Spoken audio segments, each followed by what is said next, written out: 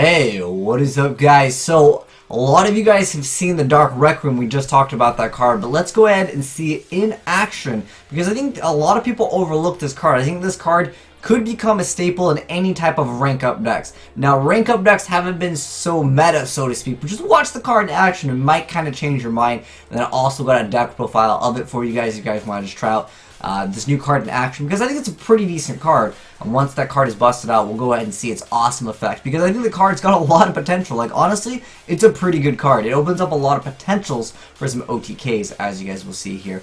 But nonetheless, Dark Requiem, it'll probably be a relatively cheap card. Too. I don't think it's going to be a very expensive card. But like I said, rank up, it's really cool. No one's really playing it, but you can see how good it is. You can reduce something to 0, get a bunch of attack, and then, you know, when something's going to proc its effect, you get to negate it, and then you just special summon the Dark Rebellion. So, Dark Requiem gets out Dark Rebellion, and it negates something else. Like, that's an amazing effect. If you guys haven't seen this effect, I'll go ahead and go over it once we go ahead and just start loading up the other replay, because this Guardian replay is kind of long over here, but anyways, while the replay is playing, let's go ahead and cover the Dark Requiem Exceed Dragon, because I think it's a pretty good card.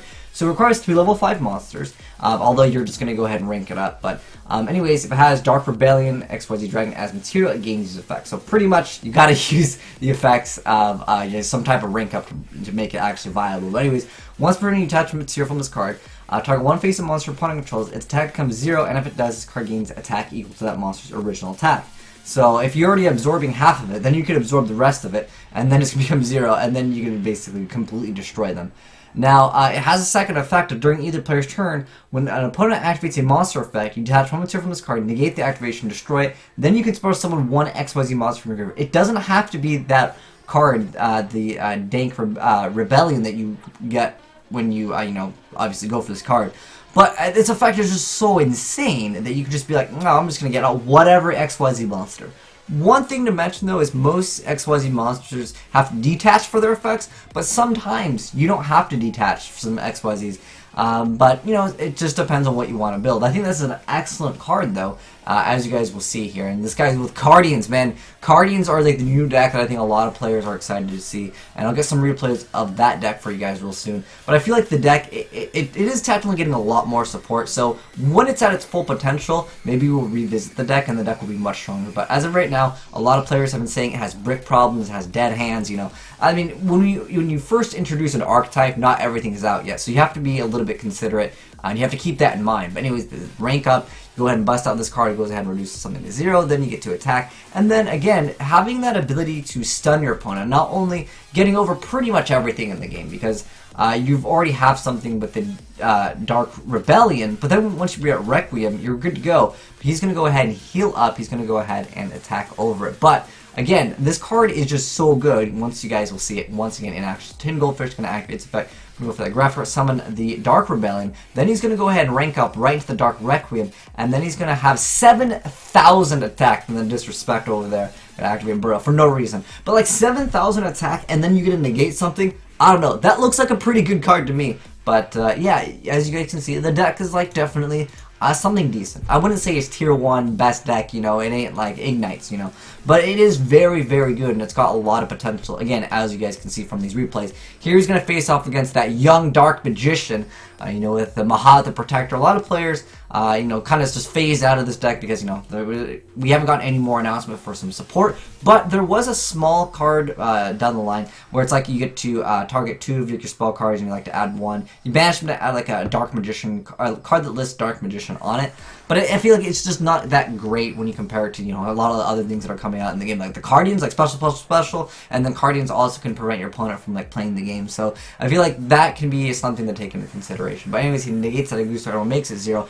brings back a Dark Rebellion. He's got a 48 and a 25. You can see like the spammage is real in this rank 4 deck over here, and 6,000 attack. So you can definitely do a lot of one punch, one hit OTKs with this deck. But anyways, I know a lot of you guys want the deck profile, so I'm gonna go ahead and bring it to you guys right now. And this is as of Teriyaki's build. So if you have any you know, suggestions for this, I'm sure that we can take them into consideration, because he might have just built this deck just to bust it out as many times as possible. But a lot of you guys, when you see these replays of just seeing like one card being pulled off over and over, you want to try out the card for yourself. You want to see its matchup and stuff. I understand. I wouldn't say this is the most meta build, so to speak, because I think cards like Maxi are super relevant in the game. and stuff like that. But anyways, let's go and jump right into the deck profile. This is again as is the exact same one that you guys saw. So he's playing 3 copies of Grepher. So Grepher just dumps cards in the graveyard, helps out with the, of course, the Phantom Knights.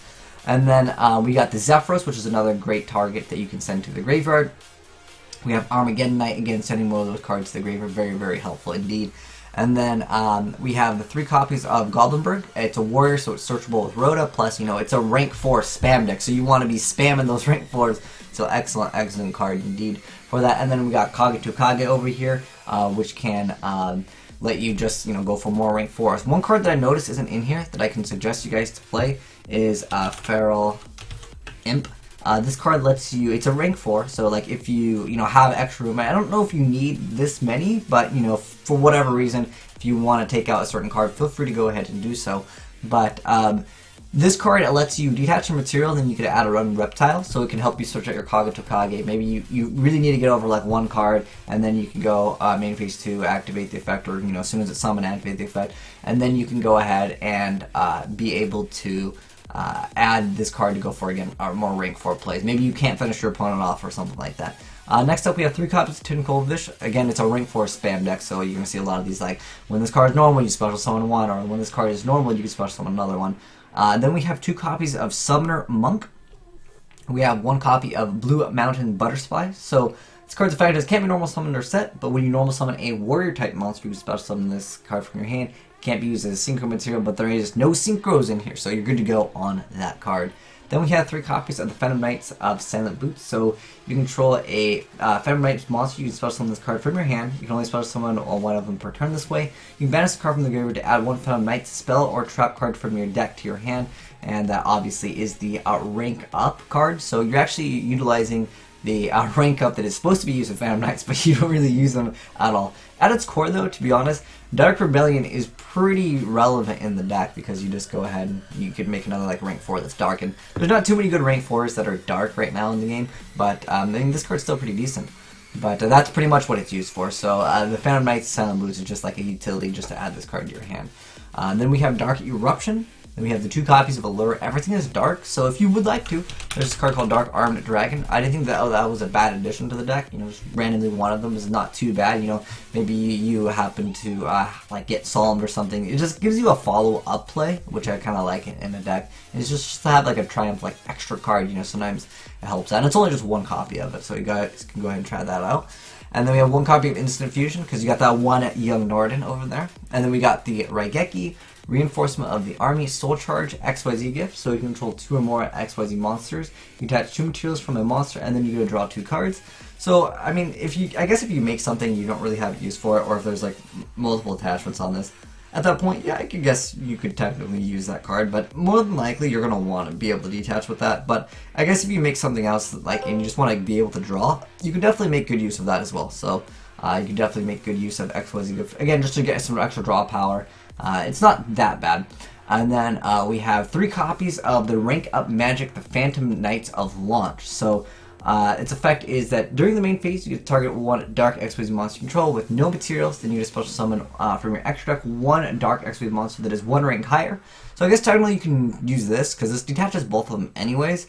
But if you really want to, you can go ahead and XYZ get draw 2, then activate this. So this card becomes even better. But then you get to summon it, but the XYZ monster, but that is 1 rank higher. So obviously that's pretty self-explanatory, as you guys have seen in the replays, that you go ahead and bust out the Dark Requiem.